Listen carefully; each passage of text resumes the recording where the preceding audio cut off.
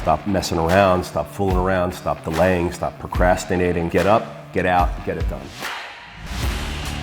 Everything is possible, nothing is a problem, and anything can be overcome. I just get my ass up out of bed, I get my shit together, and I get out and I start the fight. And that will transform you from a mere mortal into a superhuman being. I've never, ever, ever met anybody who told me that they got rich watching their IRA or their 401k.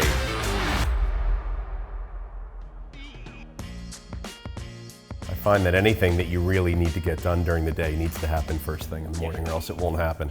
Then you just get blocked by the white noise that happens in our day. I mean, it's crazy. The distractions, the other things, the phone calls that come in. I have ADD or whatever anyway, so it's like devices, emails, phones. Wait, what was I doing? I'll bring something downstairs. It should have gone upstairs. By the end of the day, my life is all over the place. If I don't keep it organized, it takes all sorts of other directions it did not mean to go in.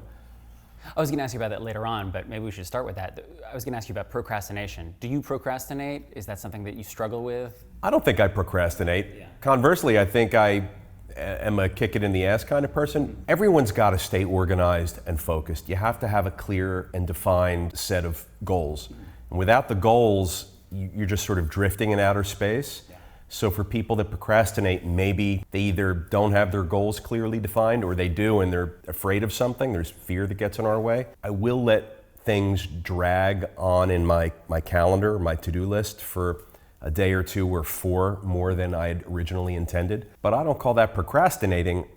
I just sort of feel like I will deprioritize one or two things to make sure that I get the more important stuff done.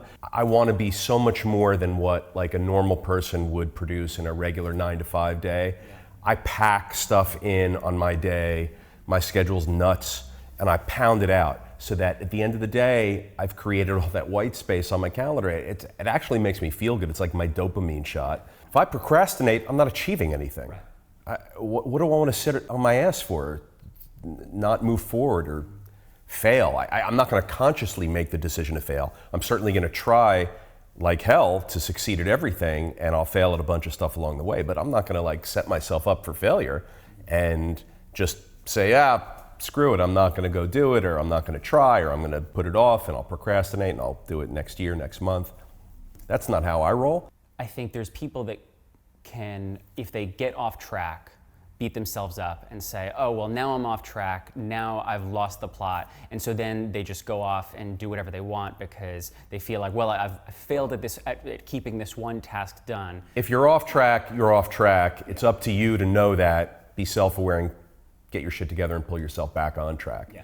But if by getting off track, you're suggesting that people just say, well, I'm not going to try anymore because I got off track, that's silly. Get your ass back in gear and give it another shot. Perseverance, consistency, repetition, keep going. You know, if it's a priority for you, if it's a goal for you, you'll get it done. Yeah.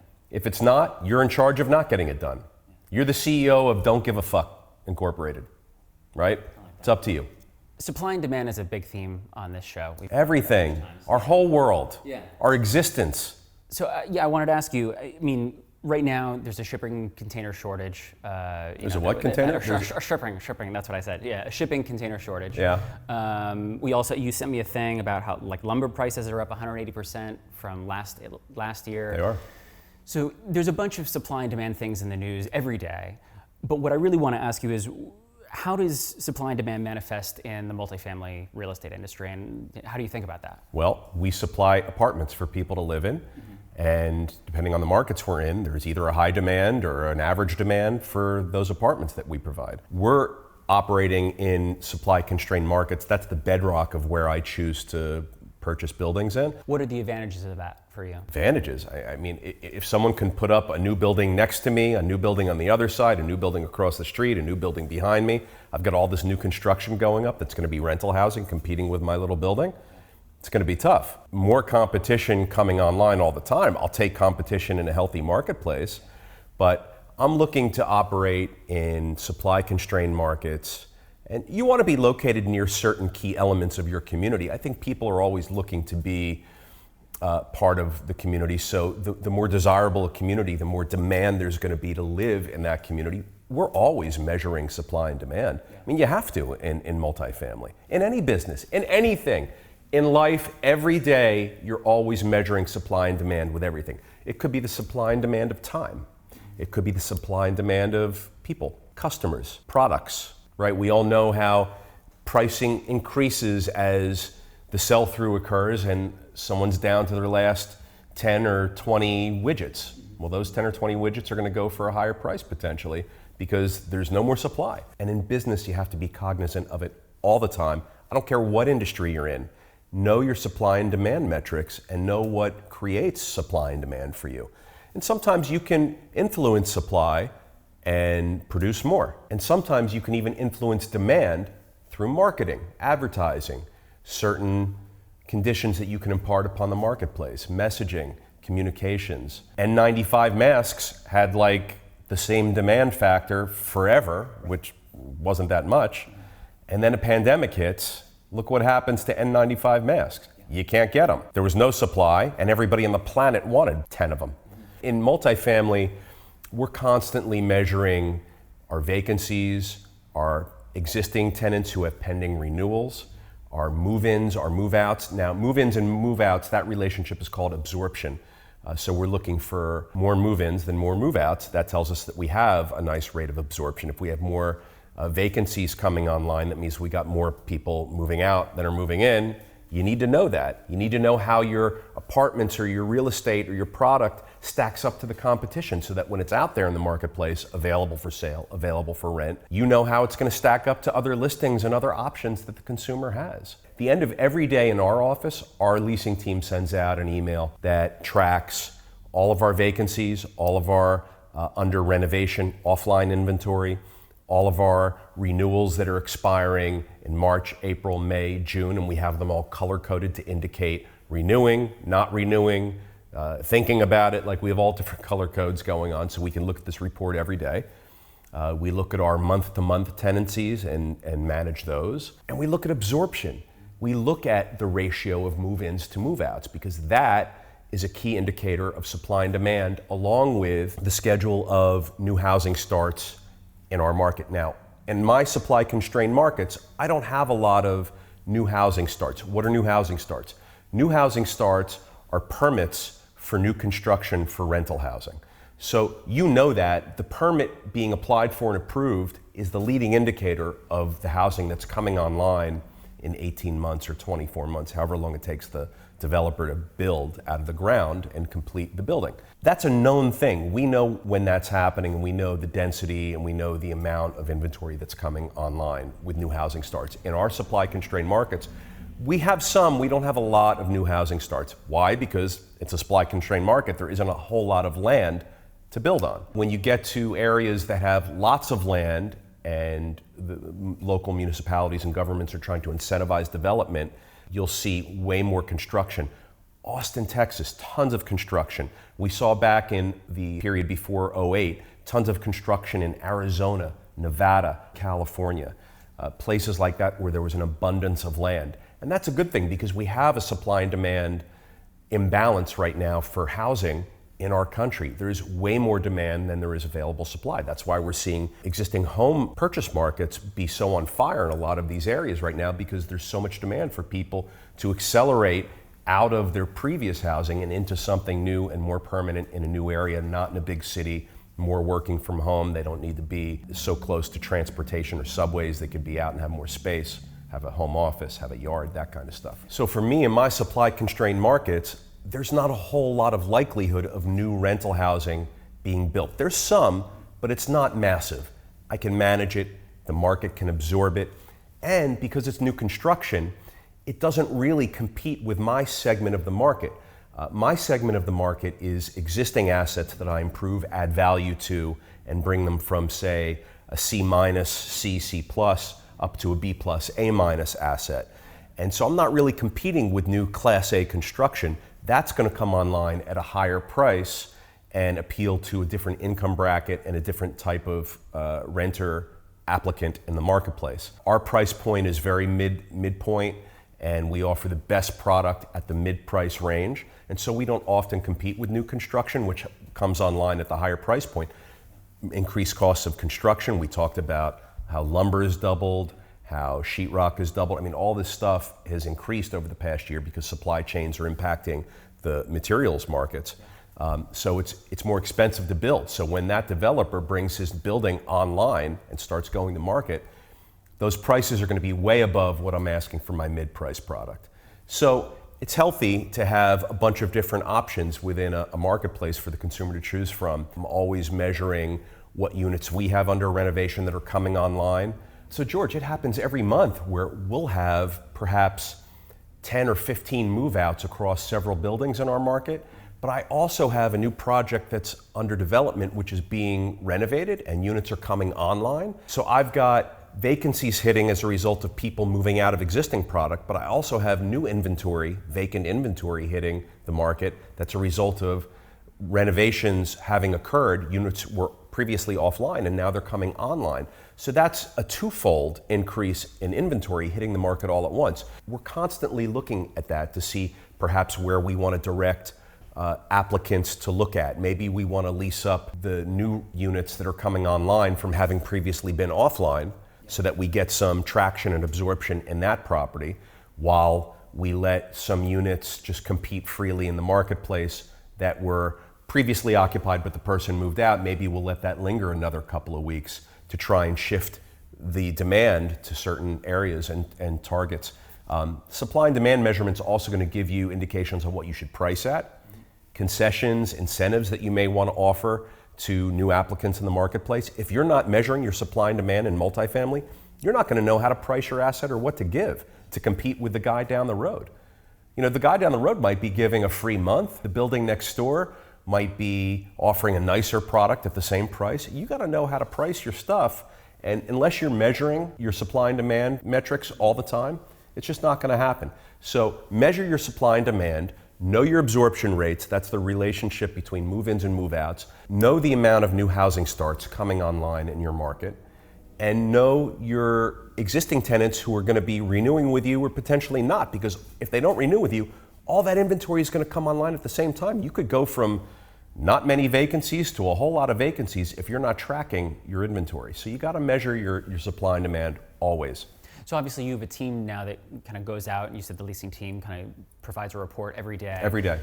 When you're just starting out and you have a smaller team to work with, how do you do that? Well, if you're a small operator or an owner of single units or single family housing, you're likely going to be less concerned with how to manage your inventory and how to measure and track supply and demand in your market. You're probably way more likely going to be concerned with, oh shit, I just got to get my house rented quickly for the highest price possible. That's your target.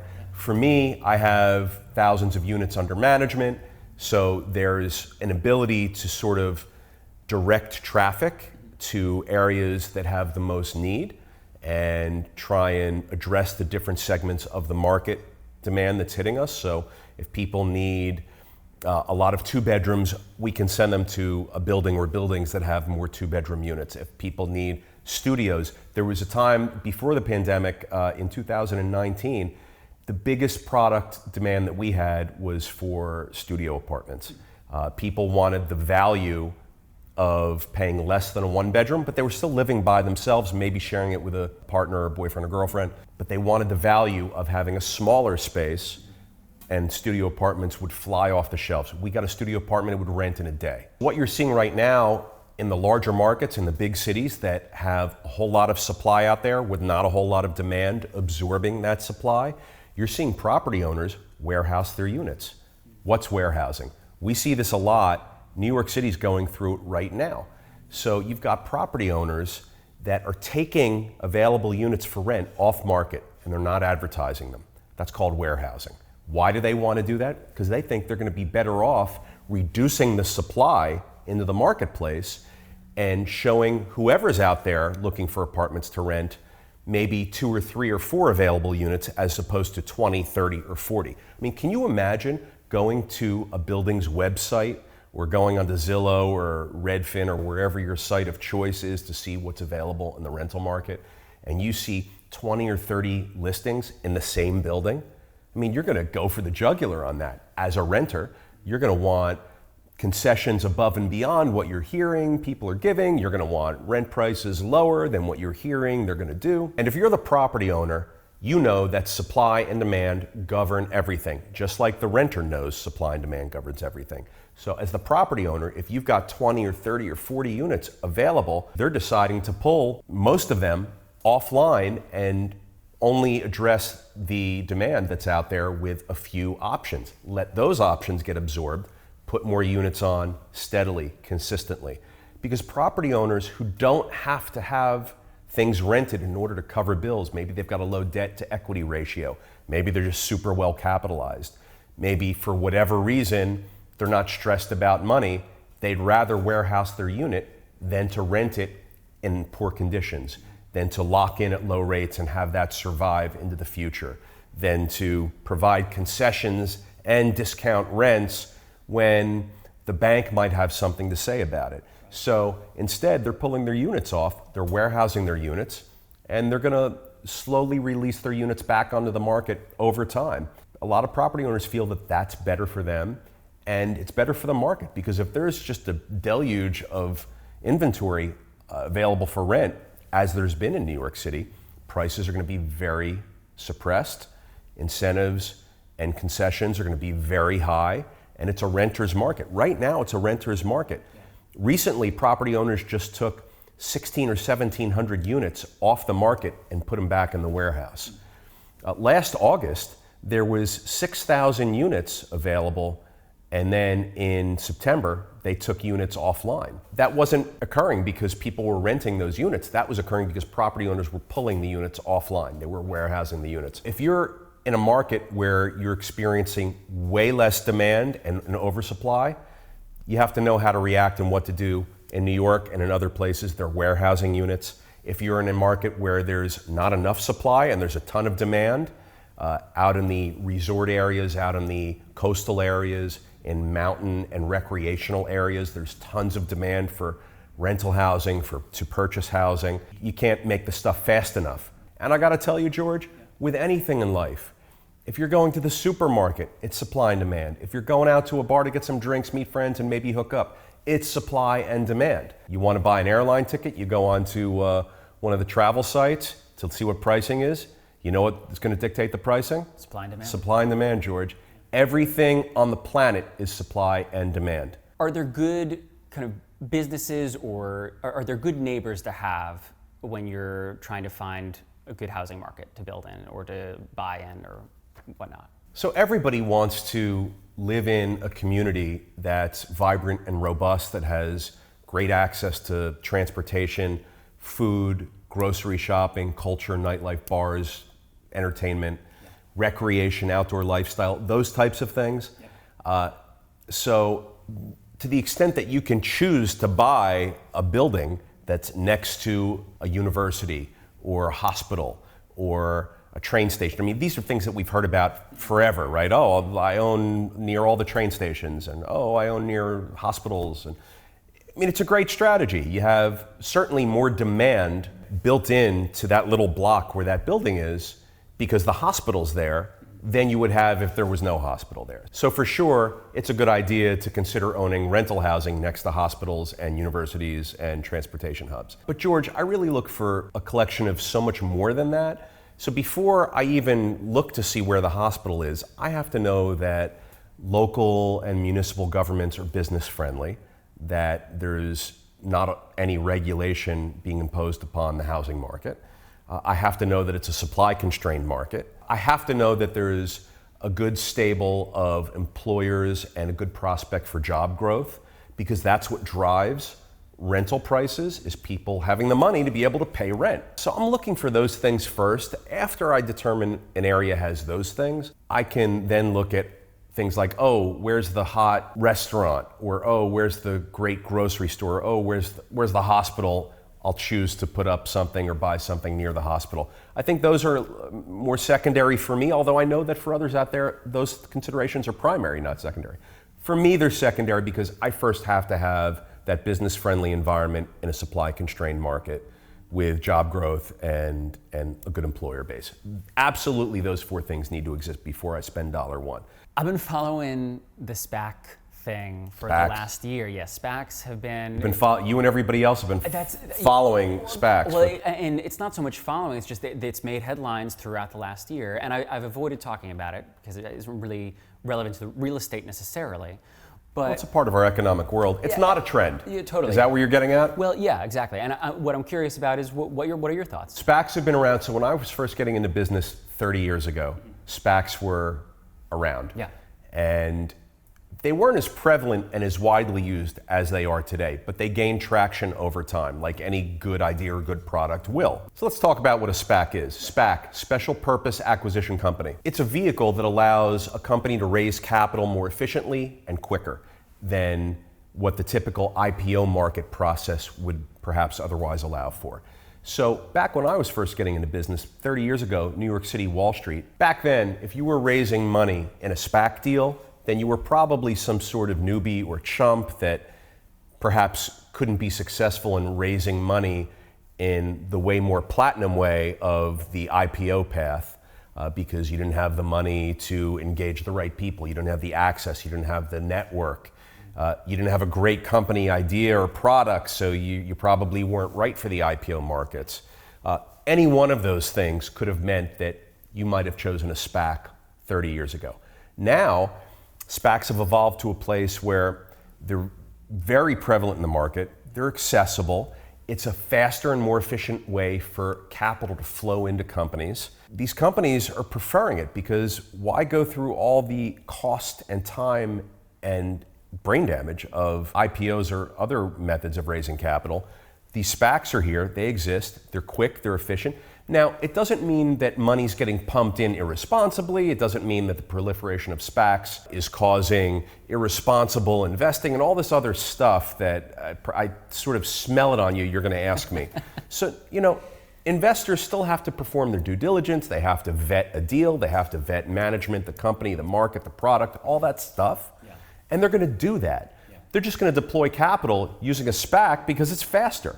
I mean, sometimes a company is going to be able to bring its product to market more quickly because it got its capital more quickly. That can be a great thing for both the consumer and the company. Yeah. SPACs aren't good or bad. It's just another part of our efficient marketplace that allows capital to flow to where it needs to flow to. Yeah. As the common retail investor, how does SPACs impact you? They don't really. Yeah. Maybe you'll have a faster or better shot of owning shares of a SPAC in a public marketplace once the investment has been made and the capital's flowed into that SPAC, and you start reading about it or hearing about it on the chat sites and on the news. We're seeing a lot of that lately, and maybe the common retail investor will have more access to playing in those fields. Yeah, I think that thing you smell is that there's beginning to be a reputation with SPACs that it's an overly bullish market, and that money's going places where it's more conceptual rather than based on income. Look, at the end of the day, a SPAC is a vehicle for capital to flow to a company, product, or service that needs it.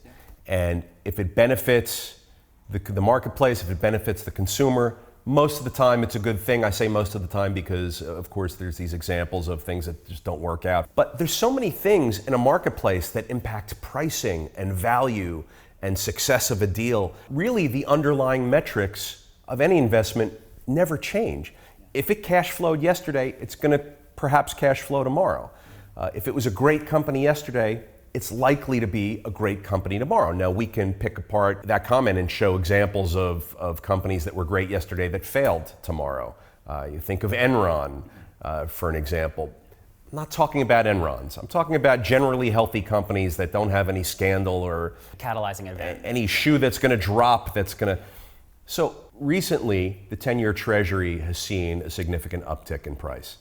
And when that happens, George, money will flow out of certain sectors of the market and into other sectors of the market. So as the Treasury bill prices go up, money's going to come out of, for example, the recently hot tech sector, and it's going to flow into Treasuries and other areas. And people are saying, oh, well, is tech done? Is tech had its time? Is tech a bubble? Is it overinflated? Look at Cathie Wood's and ARK ETFs, right? They were down 14, 18, 20% over the past 4 or 5 weeks. Yeah. Big fucking deal, 4 or 5 weeks. What have they done over the past year and a half? And then suddenly today, the highest, they've ever had. Yeah. A great idea yesterday is likely a great idea tomorrow. Yeah. So for the companies that ARK was investing in, does a 14% correction or a 20% correction or pullback when it's gone through the roof prior to that, is a little bit of a pullback a bad thing? Does it indicate fear, negativity? Does it indicate risk in the portfolio?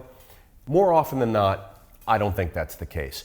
The companies that, in her case, Cathie Woods is investing in are solid companies that had great positions in their areas 5 weeks ago. Nothing's changed in those 5 weeks except the price of the T-bill.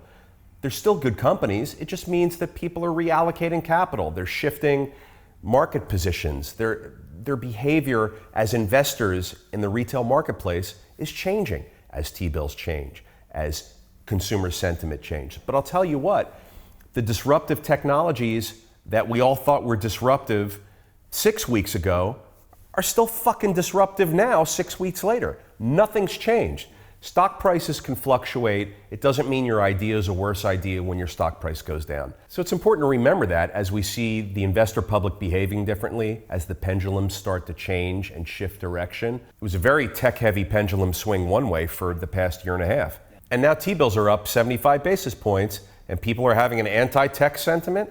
I don't know. I don't see these companies and these ideas going away or becoming bad ideas now that T-bills went up. They perhaps have a little less attractiveness in certain portfolios. There's certain money managers, there's certain pension funds and public entities that had capital in tech that maybe want to pull out and deploy risk elsewhere. That affects securities prices. Don't get confused with market activity in the aggregate with how good a company is and what the micro story is at a particular company or stock or asset. And that keys into what we've been talking really for the last 3 weeks about is investing for the long term and having a long-term view. Maybe pullbacks and corrections are opportunities for you to buy more of a good thing at a lower price. That's how I view it. Yeah. If it was a shitty thing before and then the T-bills go up, it's probably still a shitty thing. But if it was a great thing before T-bills went up and then T-bills go up, it's a great thing at a better price. Take advantage of it. This is part of learning how to invest. This is part of taking control. Take control of it. You have access now. There's so much information. There's so much ability for you to be able to make investments. It doesn't have to be a lot of money, but start thinking like an investor. Start thinking like an owner.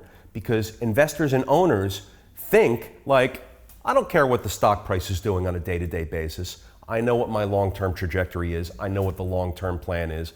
This is a safe bet for the long term. That's the difference. Traders aren't investing, they're just concerned with the movements of the prices during a single market period of one day. They don't want to hold positions overnight most of the time. That's trading, that's not investing. Become an owner, become an investor, think like one, and you're going to change your life and you're going to get in the game. I want to talk to you about data center real estate. That there's rumors that there's kind of a boom coming in 2021. There's rumors. Rumors, well, I guess rumors in terms of like news. Like I'm seeing that on the news every once in a while. I am so excited to hear that real estate is the subject of the rumor mill. Right, yeah. That's great. Yeah, well, what are your thoughts on kind of data centers? Do you feel like that's taking away from more cash flowing focused real estate? No, look, the hot sector, if I can use the word hot, the popular in-demand sectors of real estate right now, multifamily, warehousing, distribution centers, data centers, cold storage, these are things that are experiencing upticks in demand right now. Well, the world's changed. Multifamily, never going away. People need places to live. We've already said how there's a supply-demand imbalance for housing in our country. So multifamily is going to remain strong. You see a lot more entrepreneurs, people that are out of work, that have had career changes, choosing to start businesses. They need places to operate out of. They need warehousing. They need storage. They need basic 4 walls and a ceiling and a roof, vanilla boxes in which to operate out of. Not retail storefronts, but sort of combination work, warehouse, office space, all in one. You see Data centers, look, you've got crypto that's out there. You've got crypto facilities that are just dedicated to holding equipment and powering the equipment that mines crypto. You've got facilities that are just housing servers that need special construction methods and features that have a need for enhanced electrical capacity and HVAC capacity to keep all the equipment cool. I mean, that stuff just doesn't show up in a regular type of industrial building. You need to build that. And so data centers are part of that, and it's our world right now. So sure, data centers are popular. You're typically going to see things like warehousing, cold storage, and data centers get built in areas where there's more supply of land. You're not going to see that come into a supply-constrained inner city, sort of high-demand, low-supply market. But maybe on the fringe or outside of those markets, in the tertiary areas, where there's more suburban space, there's more open space, there's more land to build on. Some of those municipalities might be more favorable to granting approvals. Virginia, right outside of DC, is a big area right now. There you go. You're not going to see data centers pop up in DC. They're going to pop up outside of DC. Same thing with New York, same thing with LA, San Francisco, all the major metropolitan areas. Look to the outside of those areas for your opportunities to build and buy the new types of real estate opportunities in warehousing, cold storage, data centers, and combination live, work, office, warehouse, distribution. I mean, that stuff, there's a real need for that stuff. And this all goes back to supply and demand. It does. Yeah. You're going to have more land supply on the outside of these congested areas, and that's where that stuff's going to get built. If I'm trying to get better at negotiating, what are 3 to 5 tips that you would give to me to get better at negotiating? So George, in a negotiation, you want to have this stuff going on. Number one, you want to be confident. I can't say it enough. I beat it to death probably, but you got to look right, you got to act right, you got to sound right. Confidence will up your negotiating game infinitely. Number two, you have to smile, keep your eye contact, don't break eye contact. Look them down, smile so that they're not looking at a stoic piece of concrete. Keep your party engaged with some direct eye contact. Number three, create a win-win, add value. Don't go into a deal or negotiation thinking, how can I kill my adversary? You got to go into it thinking, how can I provide value to my adversary, make them get a win out of it so that I get a win out of it and we all go home high-fiving each other. Create a win-win and you're going to go really far. And you know what? It's going to set the table for the next time you do business with this person because they're going to know what to expect. You're going to have a way easier time getting what you want the second time out of that same party if you deliver and over-deliver a lot of value the first time around. Love it. 2 short and sweet Zest quests for you. Number 1, what's the most unusual place you've ever fallen asleep? A Kiss concert in Madison Square Garden. Was it that bad? It was, no, I love Kiss and I saw them a bunch, but it was so loud and it was amazing to me, I passed right out. I mean, I was close to the stage, it was fucking loud, man. It was so loud. Anybody who's seen a Kiss show, you know how loud that show is. I fell asleep. It was unreal. Like, so the volume actually put you, like it knocked you out? I don't know what my deal was. Maybe I had food coma, maybe I was, something else. I don't know what my deal was, but I fell asleep in my seat at the Garden at a Kiss show. It amazes me to this date that could even occur because it was so loud. How does your brain even stay awake? I also fell asleep at the filming of a Letterman show. Really? Which is funny because anybody who's been there knows that they keep the interior temperature of the theater. It's very cold. Like 40 degrees. It's freezing just so that you don't fall asleep, so that you have high energy.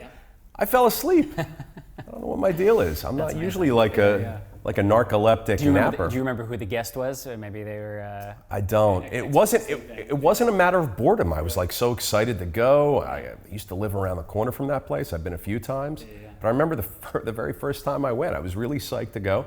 Fell asleep. So there you go. I fell asleep at those 2 spots, and it's a head scratch. Maybe someday we'll have Gene Simmons on and we'll get his reaction to that experience. I feel like I owe him an apology. I feel like it was disrespectful on my part. Last question I have is, what's your most controversial opinion about something mundane? What's a controversial opinion about something Fragrance. that doesn't matter? Okay. I am a massive opponent, and I am very easily put off by fragrances and odors, deodorants, perfumes. I don't want to smell you. I want to look at you. I want to talk to you. I want to do all sorts of other things with you. I don't want to smell you. And so if I'm on an airplane or a train and someone pulls out a perfume bottle or cologne bottle and starts spritzing inside a contained environment, Recycled air. I'll lose my shit. Yeah. I'll go nuts. Has that always been the case? Always. I remember walking down the street in New York by Herald Square one time. There was a street vendor who was selling cloths and shirts and fabrics and fragrances, had incense burning, and he was spraying the sample of the perfume into the air, but he was like spraying here, but he was looking here, and he wasn't really looking where he was spraying, right? First rule of if you're gonna shoot anything, you gotta have your eyes go to where. So I was walking down the street and he was looking over here and he goes like this and he sprays right as I'm walking by. I get doused with this horrible stuff. I went bananas. I used to take the train from New York City down to the Jersey Shore on Fridays. It was packed and people would spray stuff. I never get it on airplanes. Please don't. My wife's the same way because she gets really bad migraines, and so a lot of things can set it off, but scent is definitely one of those It's just things. gross. Yeah. And when people come and visit you or stay at your house, we have guests that stay at some of my homes somewhere and people want to come and visit or whatever. We always ask them, like, you know, if you don't mind, you got to bring non-fragrance soaps and shampoos and all that stuff and No colognes, no dyes. oh, no it's so Siegel bad. house. It's so bad. And people think that it's good. A job interview, if I smell you and you come in to interview with me and you reek like fucking perfume or cologne, come on. Bad move, bad form, bad move. Don't do it. I promise you it's a bad decision. It's a good interview tip. That people seem to not get that they shouldn't be doing that. I mean, to me, it's such a thing of the past. And it's funny because fragrances, perfumes have been around since the dawn of time, right? It's how royalty used to. Well, at that time, bathing was not as frequent as it was now. So. I tell you what, if I smell you, the relationship with me is not going to go very far at all. Well, that's what I got for today, Peter. Anything else on your end? No, just make lots of different clips out of this one bit about fragrances and go very far and wide with it. Because if I want to do one thing on this earth while I'm alive, it's make people not smell like stuff. Yeah. Just don't smell like stuff. Don't smell like anything. I love it. Smell like nothing. Yeah. I'm gonna go throw out my extensive cologne collection. No. Smell like nothing. If you want to be successful, smell like nothing. That should definitely be a bumper sticker that we make. Oh my gosh. All right, well, thanks so much, Peter. Thank you. I'll see you next week. Don't smell.